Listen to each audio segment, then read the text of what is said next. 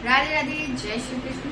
वैदिक ज्योतिष विज्ञान की पाठशाला में आप सभी का स्वागत है और मैं हूं आपके साथ ज्योतिषाचार्य जया सिंह। आज सबसे पहले तो आप सभी को सावन माह की बहुत बहुत शुभकामनाएं।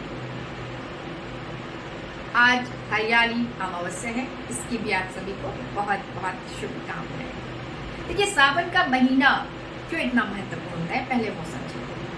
15 जुलाई के बाद से लेके 15 अगस्त तक कर्क संक्रांति जब होती है, जब सूर्य कर्क राशि में प्रवेश करता है, उसके बाद की जो पूर्णिमा होती है वो सावन की पूर्णिमा होती है। कर्क राशि जलीय राशि है और चंद्रमा की राशि है, रानी की राशि है, उसमें सूर्य का, आत्मा का, पिता का प्रवेश है। अतः ये एक तरह से देखा जाए तो इमोशन से साथ की राशि है। प्रकृति बहुत सारी चीजें देने के लिए तैयार है, उसकी राशि है। और साथ ही साथ मानसून के लिए भी बहुत महत्वपूर्ण होती है। यहाँ पर शंकर भगवान की पूजा का बड़ा महत्व है। शंकर भगवान को रुद्राभिषेक करा जाता है, जलाभिषेक किया जाता है और दुग्ध से अभिषेक किया जाता है। कई बार रुद्राभिषेक गन्ने के रस से या फलों के रस से किया जाता है, शहद से किया जाता है, दही से किया जाता है और नाना प्रकार की तरीके से रुद्रा अभिषेक का ही बहुत सारे शास्त्रों में वर्णन मिलता है। बिल्कुल करें, पर ग्रह को शांत करने के लिए नहीं, प्रभु को प्रसन्न करने के लिए करें, स्वस्थ रहने के लिए करें, किसी चीज को पाने के लिए ना करें। क्योंकि पाने के लिए कोई भी पूजा नहीं होती है, वो तो व्यापार होता है। तो व्यापार ना करें, ग्रहों को शांत ना करें।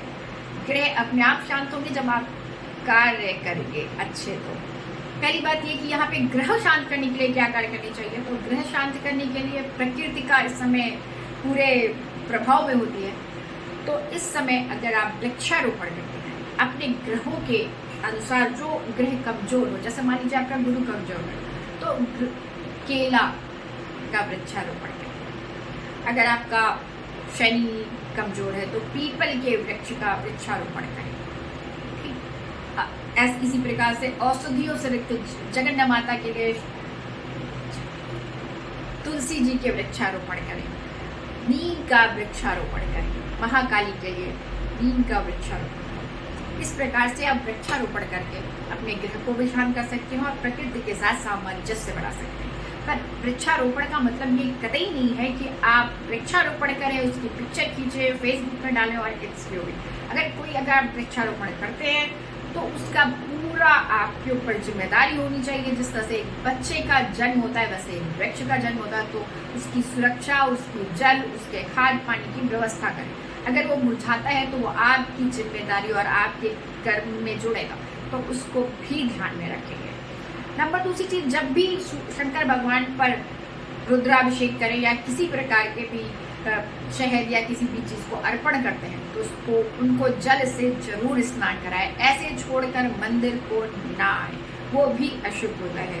अब मैं आ जाती हूँ आज के उस पर। अमावस्या तिथि है, क्या कहती है हमारी पत्रिका इस बार जो अमावस्या आपकी बन रही है, क्या दिखा रही है। सबसे पहले तो ये जाने की, देखिए जब से ये शनि वक्री हुए उसके बाद से अचानक से फिर देखें तो पूरे विश्व में तनाव की स्थिति बढ़ गई है। तो रोज ही कुछ ना कुछ अचानक से वृद्धि हो जाती है। तो शनि के लिए ये, यानी कि हम सभी के मध्य एक तनाव क्रिएट है, क्योंकि रेट्रो है शनि।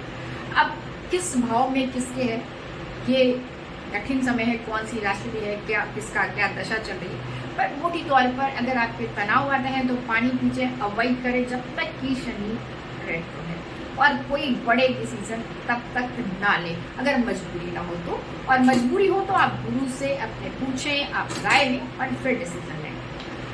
पूरे विश्व के लिए देखिए धनु लगन की कुंडली बन जाती है और जो गुरु है वो मंगल के साथ छठे भाव में स्थित होते हैं और यहाँ पर तृतीय भाव में शुक्र, शनि वक्री होकर के स्थित है। तो तृतीय भाव में शनि का स्थित होना अच्छी बात होती है।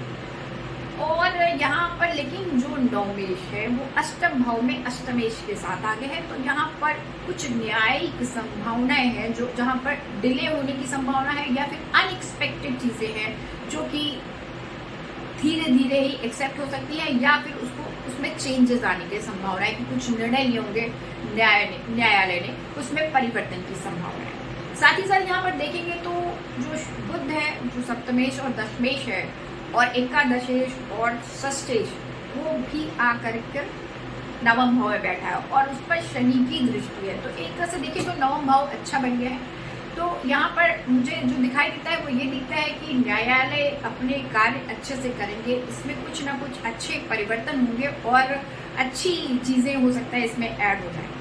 पर मैं कुछ चीज़ों को ऐड करना चाहूँगी कि यहाँ पर सीमा पर, हमारे बॉर्डर पर कुछ असुरक्षा की संभावना है या फिर युद्ध जैसी थोड़ी सी संभावना को जरूर प्रकट करता है, क्योंकि छोटा ही होगा लेकिन होने की संभावना को प्रकट करता है। और जैसा कि आप जानते ही हैं कि अभी बॉर्डर सिक्योरिटी फोर्स के 2 बड़े अधिकारियों को पद से हटा दिया गया है।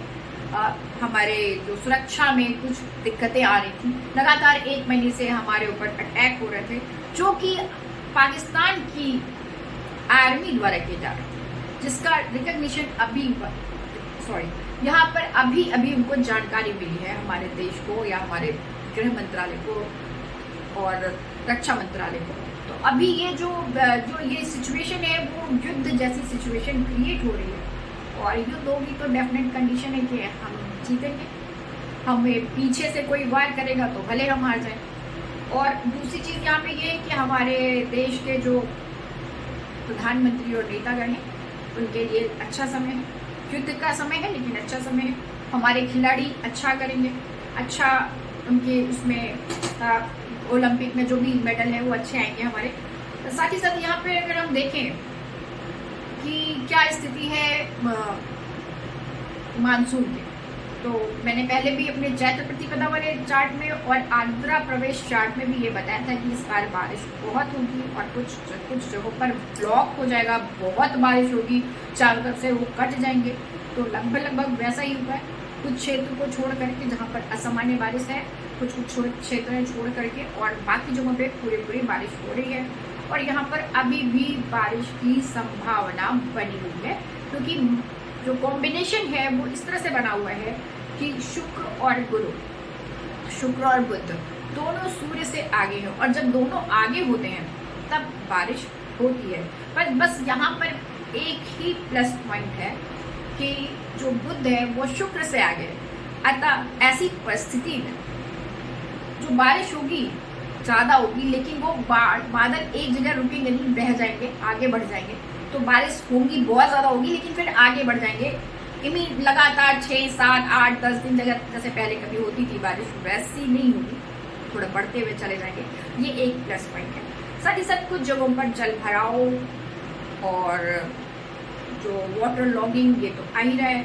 दिल्ली वाले क्षेत्र में अभी भी दिक्कत बनी हुई है, और जो शनि का रेट्रो है और उसका संबंध वृश्चिक राशि से बना हुआ है, और वृश्चिक राशि जो राशि होती है जल तत्व राशि ही होती है, तो भूस्खलन जल वाले जगहों पर होने की संभावना को यह चार्ट दिखाता है।